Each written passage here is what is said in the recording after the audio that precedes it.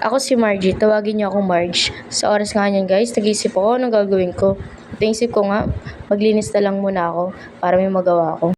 At nag-CR nga muna nga ako guys at tapos na nga ako. Kung makikita nyo nga sa mukha ko guys, excited na ako maglinis ng bahay. Eh yun naman kasi talaga naisip ko maglinis. Habang naglalakad-lakad nga ako dyan guys, kung makikita nyo, di ko alam kung anong gagawin ko. Di ko nga alam kung ano unahin ko at naisip ko kukunin ko pala yung walis para magwalis muna. Ito na nga ang walis. Tenten. Sa pagwawalis nga guys, kailangan nga lagi natin sinupin yan. Paano nga ba pagsisinop ang kailangan natin gawin? Kailangan yung bawat sulok ng bahay ay mawalis natin. Para saan pa kung magwawalis ka kung hindi mo aayusin, di ba? Pero isa pa guys, makita nyo nga, pinapagpagan ko pa rin yung mga basahan dyan. Kahit nakakala mo ay walang kalat, pero sa totoo meron talaga. Kung makikita nyo nga guys, kahit kasulukan ng lamesa, winawalis ko rin. Nakita ko nga yung parang laruan ng meme at binigay ko kasi kakalat-kalat, pero at least nakita ko rin. Kasi gagamitin niya yan sa laruan niya. Dinidikit-dikit niya rin kasi yun, hindi ko alam, basta may larawan. Malapit na nga ako matapos magwalis guys. Makikita nyo, ang tinga lang nakuha ko. Pero okay lang, at least mawawalis ko sila. Pinatayo ko nga dyan si JJ kasi nga, wawalisin ko yung kinaupuan niya. Kung makikita nyo nga dyan guys, asa rin ako ni Boss Iil. Makikita nyo kung ano magiging reaction ko. O diba, parang bata lang. Paano ba naman guys, ikaw ba naman haplos-haplosin sa mukha? Diba minsan nakakainis yun? Lalo na kung paulit-ulit niya yung ginagawa sa'yo. Kaya minsan maiinis ka na lang talaga. Kaya kailangan magtimpi ka. Kung makikita nyo nga guys, malapit na ako matapos magwalis. Malapit na rin ako sa pinto para ilagay sa labas yung mga kalat na winalisan ko. At hindi nga pala pwedeng itambak lang dyan yung kalat na winalisan ko kahit alikabok lang. Kasi mamaya-maya maglilinis din kami ni Boss Iil ng labas para malinis din at hindi na mabaho. Kasi minsan may mga pusang umiihi sa harapan namin. Sa harapan ng gate, kaya minsan nangangamoy panghe. Akala nga namin yung mga bata umiihi, yung pala, yung mga pusa lang pala. Kasi nga nasana yung mga pusa na laging nandyan sa labas ng gate namin. Kasi lagi nga namin nilalagyan ng pagkain dyan sa labas ng gate. At sa wakas, tapos na rin ako magwalis. At ito na nga, nakapasok na rin ako. Kung tatanungin nyo nga guys, kung kanino ba ito? Bahay ito ng ate ng girlfriend ko. Dito muna ako nakikitira hanggat naghahanap pa ako ng trabaho. Kung makikita nyo nga guys, magtitimpla na ako ng dede ni Johan. Ayun, tuloy natapon, hindi nag-iingat kasi. Pero tuloy pa rin ako kasi mamaya pupunasan ko rin yan. Kung makikita nyo nga guys, ang seryoso ng mukha ko dyan magtakal. Paano ba naman? Binibilang ko pa kung ilan yung takal na ilalagay ko sa dede ni baby. Kasi nga, kung mapapasobra man ako ng takal, baka mapatamis. O baka pag kumulang, o baka mapatabang. Kaya kailangan laging sakto. Tubig nga niyan guys, kailangan laging 6 or 7. Kung 6, kailangan 7 yung timpla. Ito na nga, ibibigay ko na nga kay baby yung gatas. Ang cute niya, no? Sarap pagkurut-kurutin yung pisngi, pero binaliwala niya yung gatas na tinimpla ko.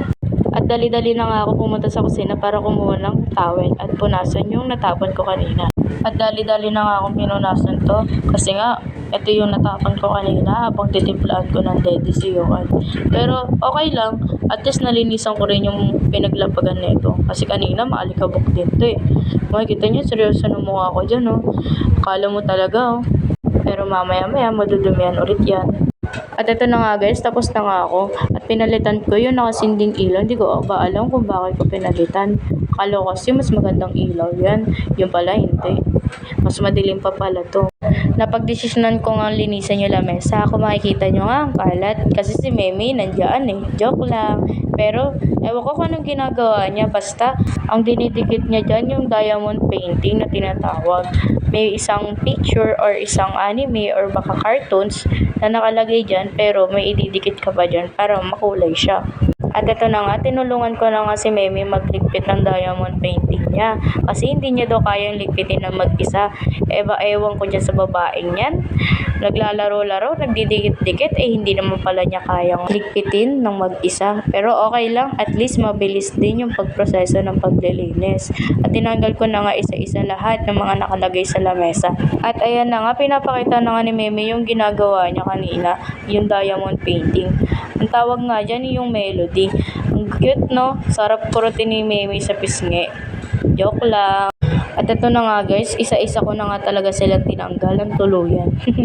Pero makikita nyo dyan guys, ang kukulit nila meme. Ka muna. O, si Boss Iil nagbabasketball pa o. Habang ako seryoso naglilinis. Ang kulit nga talaga dito ni Boss Iil, hindi ko ba alam paano kinain nito. Napapatwerk-twerk pa. Mamaya-maya sa pool si JJ. Paano ba naman sumilip pa? Maya-maya nga nyo, makikita nyo, tahimik na lang sa tabi si JJ. Paano ba naman natamaan yung tenga niya? Ayan, sakit-sakit nun. At ayan na nga, pinagpatuloy ko na nga yung paglilinis kasi may mga nahulog din yung mga alikabok kasi mamaya-maya magkakaroon ulit yan kasi lilinisin ko pa yung ilaw dyan sa itaas. At tinapon ko na nga yung mga pinagkalatan nito. Pero babalik ulit ako doon kasi para maglinis ulit. Nakita nyo nga guys, di ba? Pupunasan ko ulit, i-sprayan. Kasi kanina puro alikabok eh. Ngayon i-sprayan na natin para maganda at mabango. Alam nyo kung ano pinag-sprayan ko dyan? Downy lang, pero ang bango na. Safe naman yan. At ayan na nga guys, sinumpisan ko na linisin yung ilaw dito sa lamesa. Kasi nga, one time may nahulog na alikabok sa kinakain ni Boss Iil. Kaya kailangan natin linisin maigi. Kasi nga minsan, nakikita mo may alikabok na rin to. Kaya kailangan natin linisin ng maigi to para wala ng alikabok sa susunod na may kakain dito, wala nang mahuhulog.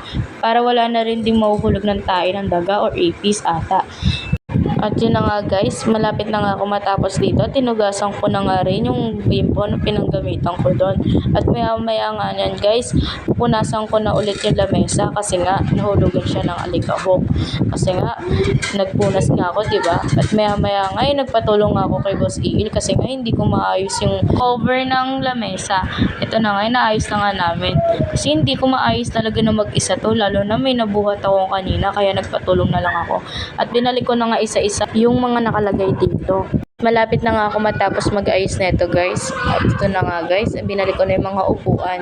Kasi nga, umpisahin ko na ulit maglagay ng tubig ni Johan sa daddy niya. Pero naalala ko wala pala dun yung tubigan niya, kaya bibili na lang kami sa palengke. Pero ang binili namin talaga dito is galunggong, talong at kamatis. At hindi ko nga alam kung ba't hindi na kami bumili ng tubig dito. At naalala ko nga pala, bumili na pala si Iil bago kami umalis. Makikita nyo nga dyan guys, ang daming tao at ang daming pang sasakyan, napaka-traffic talaga, pero dito sa way namin hindi. Andito na nga kami sa palengke at naghanap ng mapaparkingan at ito na nga, naghanap na rin kami ng galunggong na mabibilan. Kung makikita nyo nga, ang galing-galing niya maglinis ng galunggong, sana all. Pauwi na nga kami nyan guys at maghanap kami ng talong kasi diyan ang mahal talaga ng kilo ng talong, hindi ko ba alam. At ayun na nga guys, hindi ko nga na video yung pagbili ng talong at magpapaalam na nga ako. Salamat sa panonood, bye bye!